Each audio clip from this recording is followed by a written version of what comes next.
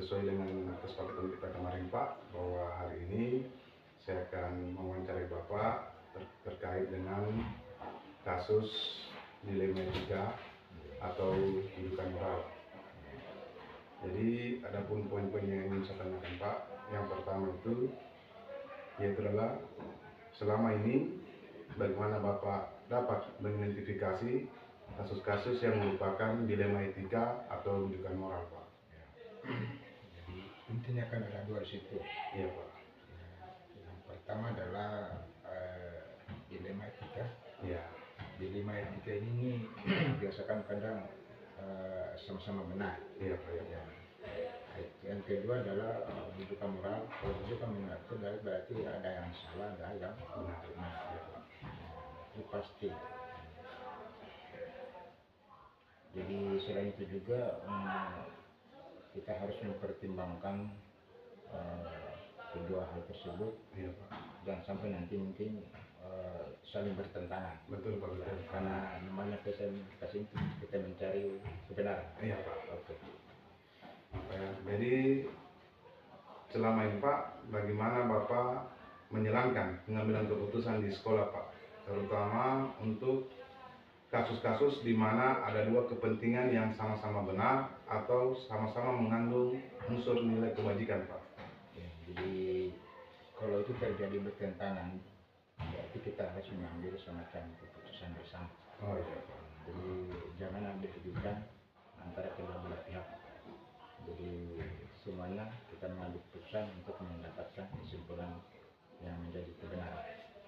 Ya. Oke Pak. Jadi harus kesimpulan yang benar-benar ya Pak ya. Benar. Oke Pak. Yang harus disepakati bersama. Oke Pak, siap Pak. Terus kalau berikutnya Pak, pertanyaan berikutnya adalah mengenai langkah-langkah atau prosedur seperti apa yang biasanya Bapak lakukan selama ini Pak. Ya. Terus keputusan pada kasus-kasus, khususnya pada keputusan kasus-kasus yang dilema etika dan yang dianggap efektif Pak. Ya, jadi tentu yang pertama adalah kita harus mengidentifikasi dulu masalah apa yang terjadi. Iya Pak. Identifikasi masalah.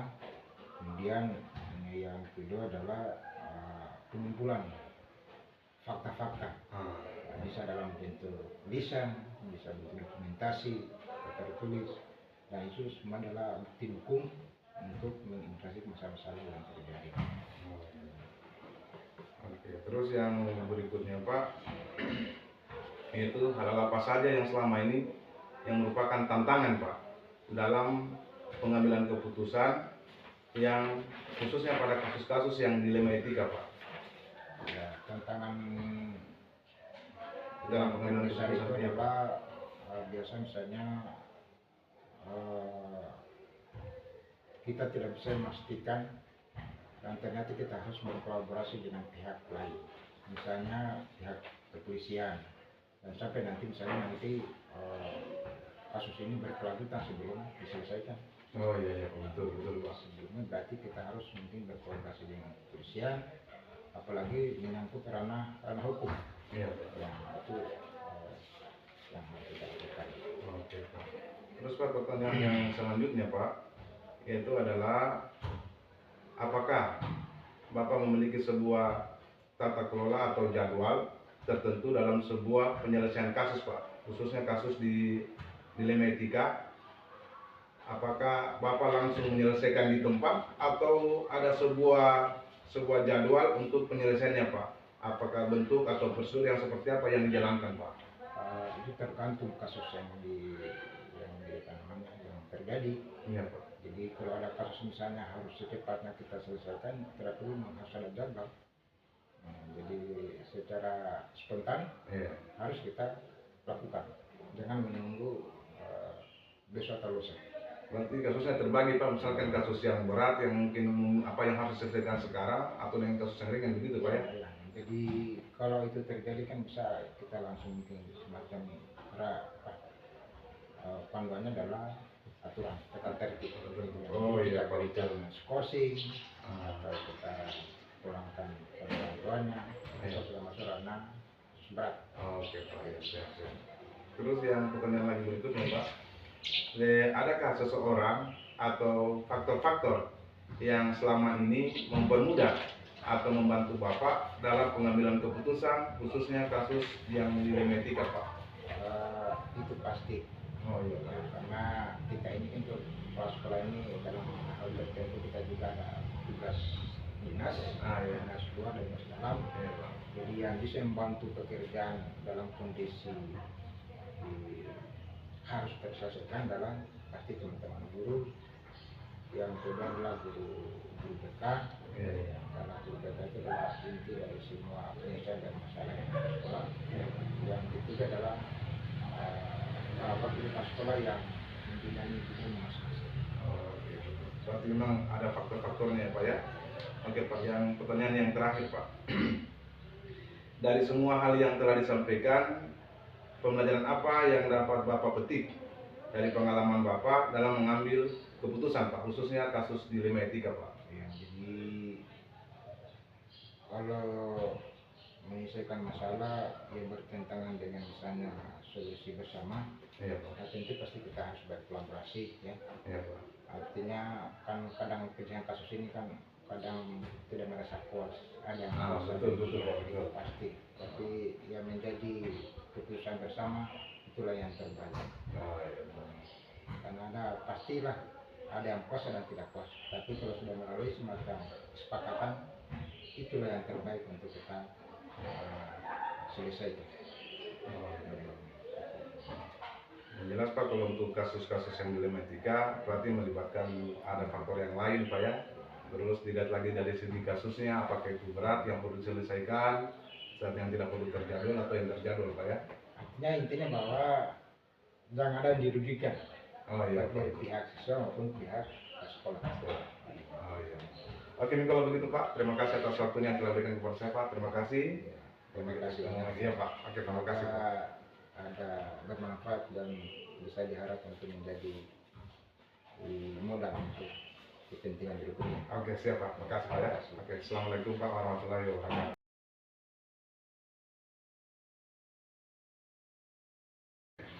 Jadi, assalamualaikum warahmatullahi wabarakatuh, Pak. Waalaikumsalam warahmatullahi wabarakatuh. Jadi, saya perkenalkan diri dulu, Pak. Saya adalah calon guru penggerak angkatan 10 Kabupaten Buna. Saya dari SMA Negeri 2 Tongkuno. Nama saya adalah Fadarudin SSI MPD. Jadi maksud dan tujuan saya kemari adalah ingin mewawancarai Bapak ya, terkait kasus pengambilan keputusan di sekolah, Pak. Dalam hal ini mengenai kasus dilema etika atau dudukan moral. Jadi ada beberapa pertanyaan ini, Pak, yang ingin saya sampaikan kepada Bapak. Yang pertama adalah bagaimana Bapak dapat mengidentifikasi kasus-kasus yang merupakan dilema etika atau dudukan moral, Pak? Oke, terima kasih Pak Darudin, SPD MSI telah berkesempatan tentu berkolaborasi dengan saya ingin mewawancarai daripada beberapa hal yang terkait dengan pertanyaan tadi. Saya merasa berterima kasih karena tentu ini adalah merupakan salah satu tanggung jawab dan tugas sebagai seorang kepala sekolah, di mana di satuan pendidikan itu, khususnya kita di SMP Negeri 2 Tongkuno itu, tentu hal-hal seperti ini kerap terjadi di satuan pendidikan kami, di mana seperti yang ditanyakan tadi, yaitu antara kasus dilema etika dan bujukan moral. Tentu kita ketahui bersama bahwa dilema etika itu adalah merupakan dalam konteks benar lawan benar. Betul. Di mana merupakan situasi yang terjadi ketika harus kita memilih dan memutuskan antara dua pilihan. Yang kedua pilihan itu adalah benar secara moral tetapi bertentangan. Dan yang kedua tadi yang dipertanyakan adalah bagaimana kita mengidentifikasi bujukan moral di satuan pendidikan sekolah saya. Bujukan moral ini di sini saya lihat konteksnya itu adalah benar lawan salah. Yaitu di mana situasi atau keadaan ketika harus mengambil keputusan antara benar dan salah. Jadi itu kita sebagai selaku kepala sekolah juga adalah merupakan hal yang nyata yang kami lakukan di sekolah, di mana dilema etika itu dapat terjadi pada guru dan guru yang lain, yaitu di situlah peran kepala sekolah mengambil sebuah solusi, sebuah jalan Yang terlebih dahulu adalah mendahulukan identifikasi kira-kira apa penyebab daripada hal tersebut, sehingga di sini kepala sekolah mengambil peran, mengambil langkah-langkah alternatif solusi kira-kira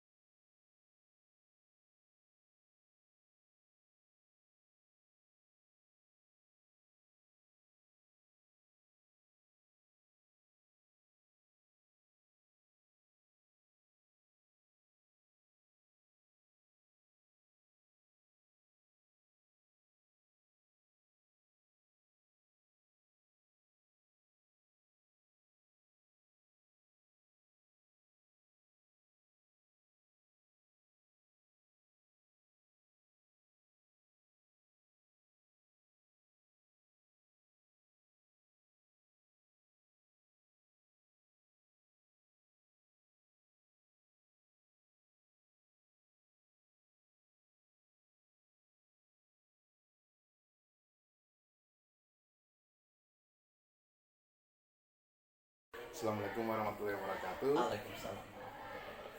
Jadi saya perkenalkan diri dulu Pak. Nama saya Fadarudin SSI MPD. Saya adalah calon guru penggerak angkatan 10 Kabupaten Muna. Saya berasal Pak dari SMA Negeri 2 Tampungan. Jadi maksud saya ke sini Pak adalah ingin mewawancarai Bapak terkait kasus pengambilan keputusan Pak, yaitu kasusnya di mana berupa dilema etika dan rujukan moral Pak. Jadi ada beberapa pertanyaan Pak yang ingin saya sampaikan kepada Bapak. Salah satunya adalah bagaimana selama ini Bapak Kepala Sekolah dapat mengidentifikasi kasus-kasus yang merupakan dilema etika atau rujukan moral Pak. Ya, pertama mungkin saya ingin sampaikan bahwa kasus yang selama ini sering terjadi di sini. Iya Pak. Kalau dari jajaran Guru Honda, Nama-nama Pak, nama-namanya Pak. tapi yang banyak kita temukan itu adalah kasus yang lahir dari siswa. Siswa. Ya, kadang-kadang ada ya tingkatan kayak berselisih paham kadang-kadang, tapi ada juga sampai kemudian terjadi tindakan fisik. Iya Pak. Dan ketika misalnya ada peristiwa seperti itu, Iya, Pak. yang saya lakukan untuk membedakan apakah itu merupakan Dilema etika. atau Iya, Pak. dilema moral, saya selalu mengidentifikasi.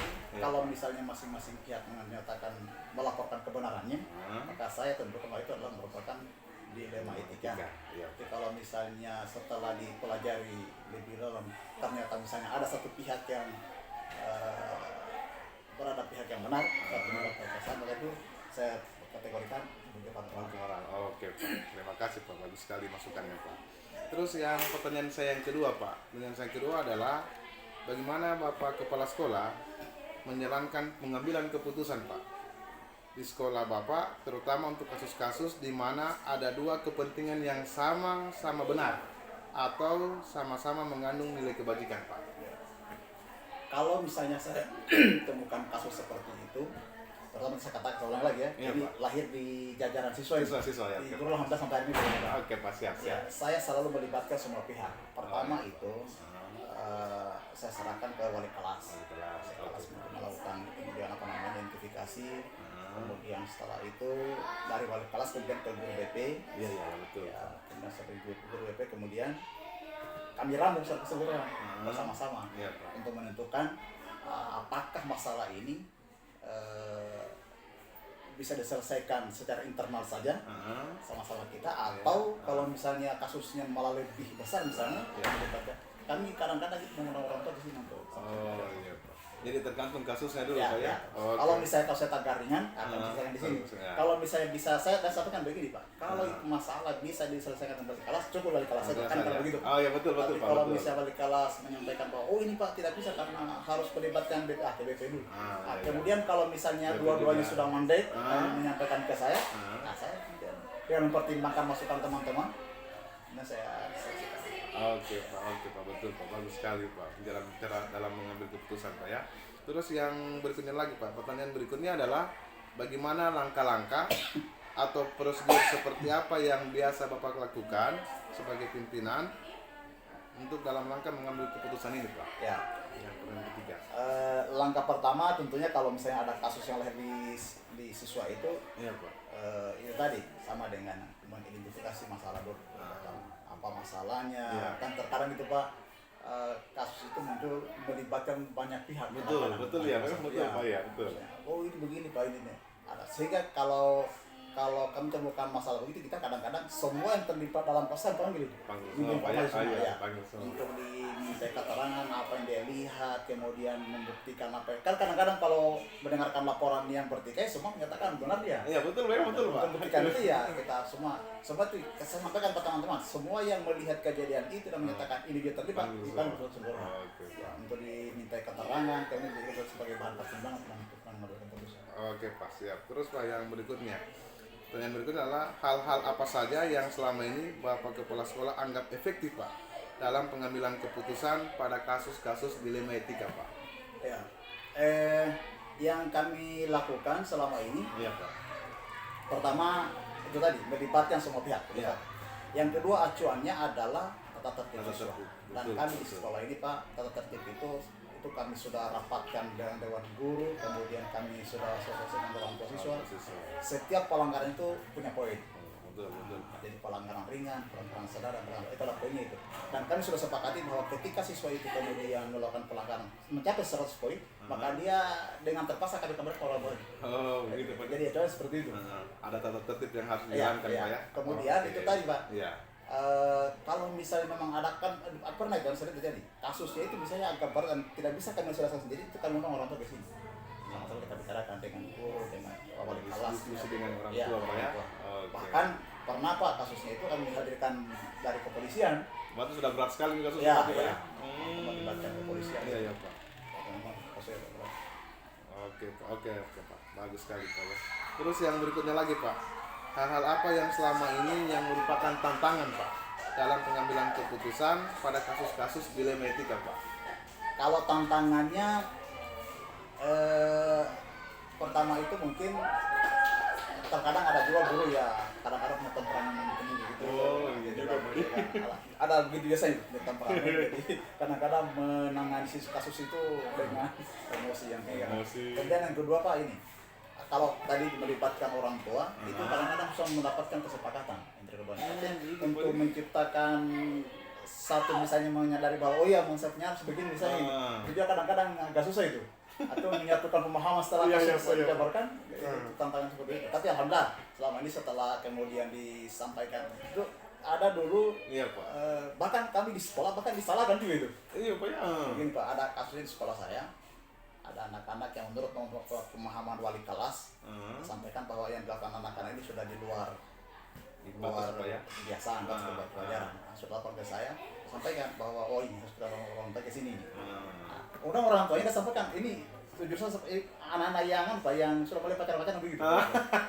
Saya undang orang tuanya ke sini pada katakan, sebenarnya kita sekolah ini dasarnya di mana ini? Saya punya anak yang saya tidak perlu seperti itu modelnya. Astaga. Jadi padahal kita jangan bagus sebenarnya. Iya, Artinya betul, spektrum Pak. liga ini jangan berkembang. Betul. Artinya, karena apa yang mereka lakukan sudah merasakan teman-teman yang lain. Jadi wali kelas melihat bahwa kalau ini dibiarkan jangan sampai mengarah kepada hal Iya, yang tidak imbas yang diinginkan. besar lagi, Ya, betul. sehingga saya tentunya sekolah itu harus sepakat mengundang orang tuanya. Maksud saya supaya kita cegah, jangan sampai lagi berlanjut ke tingkat betul. yang lebih. Iya Pak, betul Wih, Pak. ternyata justru ditanggapi dengan yang tidak. Yang tidak bagus Pak, itu apa ini kok? Sudah begitu. Iya. Oke Pak, ya Pak, kita lanjut lagi kalau begitu Pak. Terus yang berikutnya itu Pak adalah apakah kepala sekolah selama ini memiliki sebuah tata kelola Pak atau jadwal tertentu Pak dalam menyelesaikan sebuah kasus dilematika. Terus apakah Bapak kepala sekolah langsung menyelesaikannya di tempat atau memiliki sebuah jadwal Pak untuk menyelesaikan kasus tersebut? Apakah bentuknya seperti apa yang dijalankan oleh kepala sekolah Pak? Kalau kasusnya yang lahir di sekolah itu jadwal bakunya tidak ada. Oh, tidak ada. Artinya setiap pada kasus itu langsung ditindaklanjuti. Tapi kecuali kalau misalnya menghadirkan orang tua ke sekolah, ada jadwalnya. Oh, ada begitu jadwal. ya. Jadi kalau misalnya kasusnya itu harus menghadirkan orang tua, ya dipesan jadwal hari ini diundang jam sekian. Berarti pada dari segi kasusnya juga yang dilihat Pak ya? Ya. Artinya kalau kasus yang kadang-kadang itu ya langsung segera langsung ditindaki Pak ya. Oke Pak. Oke, langsung berikutnya lagi Pak ya. Yang pertanyaan berikutnya Pak adalah apakah ada seseorang atau ada faktor-faktor apa yang selama ini mempermudah atau membantu Bapak kepala sekolah dalam mengambil keputusan dalam kasus-kasus dilematika Pak? Ya, faktornya banyak. Oh iya ya Pak. Ya, Sama, Pak. pertama kebetulan teman-teman juga ini solid ini. Alhamdulillah kalau solid. Ada kalau persoalan misalnya menyelesaikan kasus anak itu Iya. mereka. Yang kedua ini keterlibatan komite juga lah. Komite Pak ya. Jadi perwakilan dari siswa Pak ya. dan karena kebetulan dia dekat rumahnya dengan sekolah, jadi setiap misalnya ada persoalan yang harus melibatkan komite, kita alhamdulillah masih boleh. Oke Pak. Oke Pak. Terus yang terakhir ini Pak, pertanyaan yang terakhir adalah dari semua hal yang telah Bapak sampaikan, pembelajaran apa yang dapat Bapak petik dari pengalaman Bapak mengambil keputusan dilematika Pak? Ya. Pembelajaran pertama mungkin pertama memang ketika berhadapan dengan persoalan seperti itu kita harus melibatkan semua pihak. Tidak bisa kita Ada sendiri, inisiatif sendiri Pak, ya, harus semua. harus Oke. begitu. Kemudian yang kedua, bahwa kita tidak bisa terpancing dengan emosi. Cuma kadang-kadang kan informasi yang dapat disampaikan itu memancing emosi juga ya. Emosi betul Pak, betul. Kita harus sabar menghadapinya dengan penuh kesabaran, dan memang kita harus hati-hati melihat atau mendengarkan laporan, karena masing-masing pihak saya katakan tadi Menganggap diri yang benar Pak. menganggap ya melaporkan yang benar seperti itu Pak. Kemudian yang ketiga, bahwa memang di sekolah ini ternyata keterlibatan seluruh stakeholder dalam menyelesaikan persoalan bisa dibentuk. Betul. Memang semua guru dalam sini Pak ya, semua guru tata usahanya Pak semua terlibat Pak ya. Ya, termasuk itu Pak. Artinya kalau apalagi itu tadi itu, kalau kasusnya agak ringan mungkin tidak, tapi kan selama ini pengalaman saya banyak kasus yang kadang-kadang kan ada anak-anak biasa pengaruh main mungkin atau sampai ada yang cedera sedikit, orangnya tidak mau terima itu. Jadi kalau hanya kita menyelesaikan itu kadang-kadang tidak puas dia. Dia mengatakan bahwa anak saya begini, jadi terpaksa kita harus libatkan pihak ketiga dan memberikan pemahaman. Oke Pak, ya itu mungkin Pak yang bisa saya wawancarai Bapak Pak untuk pertemuan kita kali ini. Mudah-mudahan pertemuan berikutnya lagi bisa saya kesini Pak untuk hal lagi yang lebih baru Pak. Oke Pak, sekian, terima kasih Pak. Assalamualaikum warahmatullahi wabarakatuh. Sama. Iya Pak.